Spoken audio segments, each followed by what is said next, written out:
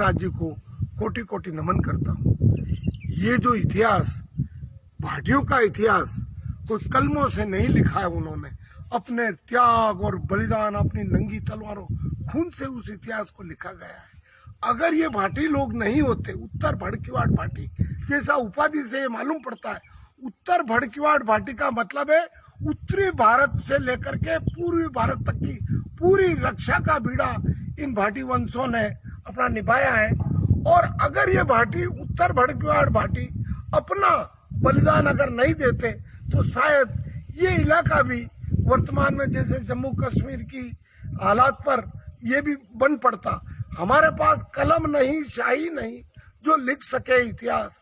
धन्य धन्य भड़कमल भाटी, पाण सिंह जी, राज सिंह जी, ये आपका इतिहास, ये हमारा सौभाग्य है कि हम ब्राह्मणों को ये इन्होंने ये सेहरा, साधारण परिवार से हमारे पास में क्या है, इनके आशीर्वाद से हम 2 साल से चला रहे हैं।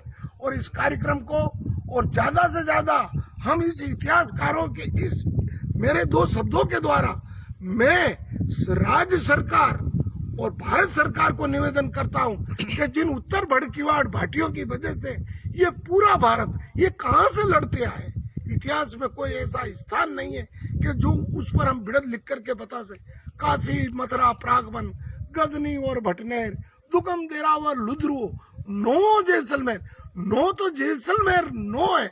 इन्होंने विशाल राज्य के, बाकी इनके कम से कम 13 गढ़ और है, मारोट है, भटनेर है, जगह जगह इस रेगिस्तान की धरती में इन भाटियों ने ऐसा लिया क्या, अपना सिर्फ सिर दिया है। मैंने उन भाटी जुझारों को, जैसलमेर के उन महाराणा और गिरधर सिंह जी को और कोटि कोटि नमन करता हूँ।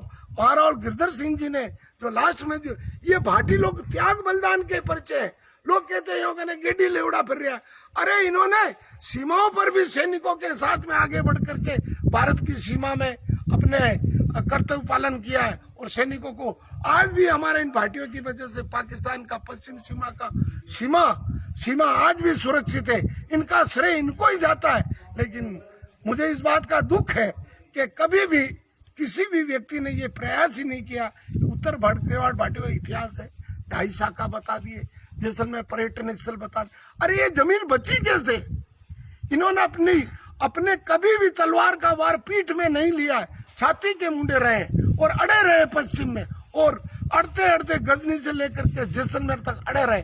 आज ये भारत का, अखंड भारत का जो प्रारूप जो आपको दिख रहा है, लास्ट में महाराणा और गिरधर सिंह जी ने भी अपना त्याग करके इस जैसलमेर रियासत को 1948 में भारत में विलय करने में वल्लभ भाई पटेल, मेनन आदि को दिया। लेकिन हम लोग ही, हमारे जुझारों और हमारे सनातन धर्म के लिए जिन जिन लोगों ने अगवानियां की है, उनके नामों को हम उजागर ही नहीं कर रहे। ये हमारे लिए एक प्रश्नवाचक चिन्ह है। इसलिए मेरे इस 2 शब्द के आधार पर जगह जगह भाणसी जी हुए और इस भड़कमल भाटियों में तो इतने जुझार हुए हैं कि कलम शाही भी ढूंढते ढूंढते थक जाएगी। एक ही बाप के 3 राजसी जो वीर कूटनीतिज्ञ, जिन्होंने दिल्ली के बादशाह अलाउद्दीन खिलजी से चाबी ला करके और अपना स्वामी भक्त का परिचय देकर महाराणा प्रताप को राज तिलक दिलाने में अहम भूमिका दी। विकासी जी, जिन्होंने दूजासर से चलकर सोनक ऋषि के आश्रम में जाकर के उन्होंने अपनी गौ माता की रक्षा के लिए अपने ही परिजनों को काट के फेंक दिया। ऐसे इन भाटियों को कोटि कोटि नमन है।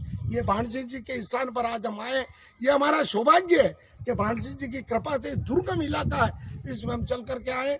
भाणसी जी को कोटि कोटि नमन करते हैं। मेरे पास कोई ऐसा शब्द नहीं है, हमारी क्या हिम्मत है इनका इतिहास लिखे है, लेकिन हम प्रयास करेंगे और आगे से आगे, ताकि ये भिड़त को आगे लेकर के जाएंगे। सभी हम सनातन धर्मावलंबियों से, आप इस भड़कमल भाटी भाणसी जी को सिर्फ भड़कमलों में छोड़ करके सीमित नहीं करें। ये हमारा सनातन धर्म का इतिहास है और ये भारत माता के, भारती के ऐसे गौरवशाली पुत्र पैदा हुए जो आज में कहाँ दूजासर जैसलमेर है, और यहाँ से 12 बम्बारा से युद्ध करते हुए पाकिस्तान की सीमा 250 किलोमीटर घोड़े पर सवारी होकर युद्ध करते रहे। धन्य भाणसी।